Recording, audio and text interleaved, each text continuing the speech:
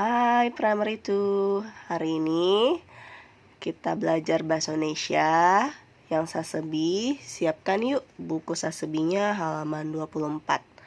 Kita akan belajar tentang menyebutkan tokoh cerita. Ya, menyebutkan tokoh cerita. Oke, disimak ya. Berkeliling di lingkungan sekolah. Guru Dimas bernama Bu Desi. Dimas punya teman namanya Dila, Dodi, Wayan, dan Popi. Pada hari Senin, Bu Desi mengajak anak-anak berkeliling sekolah. Dimas dan teman-teman mendapat tugas mengamati benda-benda di lingkungan sekolah. Ketika berkeliling sekolah, Dimas menemukan banyak benda.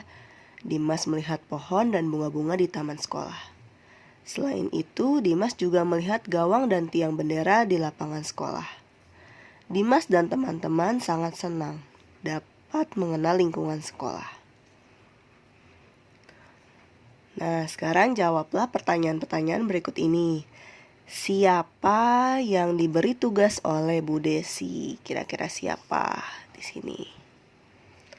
Lalu, apa saja tugas mereka? Tugas mereka yang diberikan Bu Desi disuruh apa ya? Lalu kemana Dimas dan teman-temannya pergi? Silahkan dibaca di sini ya. Nomor 2, ayo mengenal tokoh cerita. Tokoh cerita dapat berupa manusia, benda, hewan, dan tumbuhan. Coba diskusikan dengan teman sebelahmu siapa saja tokoh cerita berkeliling di lingkungan sekolah.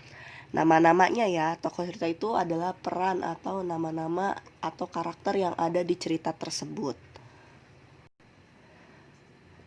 Ayo menyebutkan latar cerita. Latar cerita berupa tempat, waktu, dan suasana saat cerita terjadi. Latar tempat adalah tempat terjadinya cerita, misalnya di rumah, di sekolah, dan di toko buku. Kalau latar waktu adalah waktu terjadinya suatu peristiwa dalam cerita, misalnya pagi hari, hari Minggu, atau kemarin.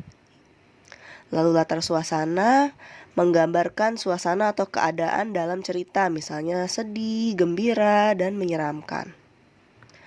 Nah, kita lihat di sini di kotak yang orange ada cerita berkeliling di lingkungan sekolah. Nah, ini ada kalimat tapi yang masih belum lengkap.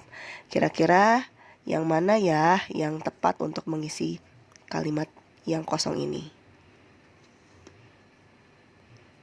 Nah, cerita berkeliling di lingkungan sekolah terjadi pada hari, kalau hari berarti hari Senin ya. Kita tulis hari Senin.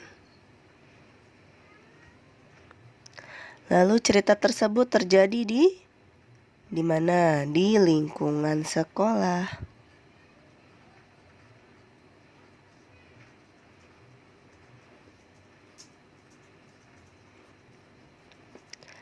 Anak-anak merasa titik-titik saat melakukan kegiatan tersebut, merasa gembira.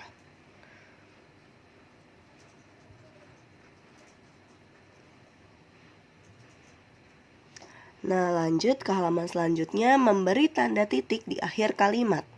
Nah, ini ada kalimat berikut yang belum bertanda titik.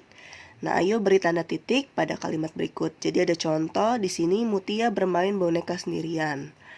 Nah, sebenarnya huruf besarnya sudah tepat ya, tetapi kalimatnya belum lengkap karena belum ada tanda titik di akhir kalimat.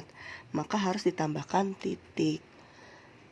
Nah, berarti untuk nomor 1, 2, 3, dan 4 tinggal ditambahkan titik saja ya.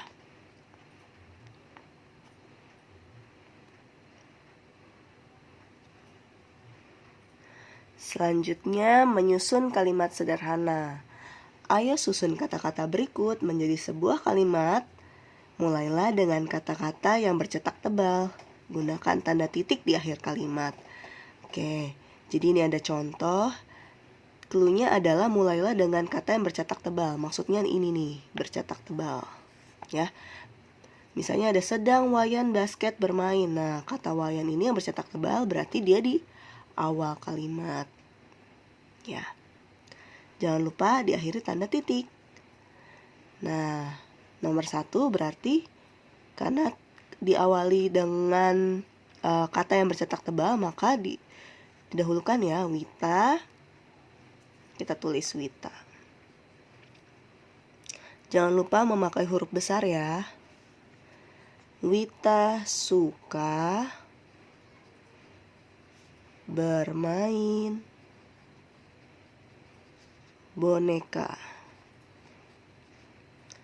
Nah, jangan lupa di akhir kalimat memakai titik. Lanjut nomor 2. Yang mana yang bercetak tebal? Ini dia bermain. Maka kalau huruf di awal harus kapital. Di awal kalimat ya. Bermain basket sangat menyenangkan.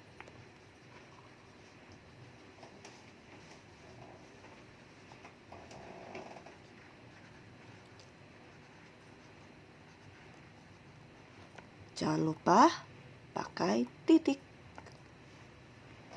Lanjut. Nah, yang mana yang bercetak tebal? Yang ini, Dimas dan Ernest suka bermain kelereng. Oke, seperti ini ya. Oke, sampai di sini dulu pelajaran Bahasa Indonesia. Sampai ketemu nanti. Bye-bye.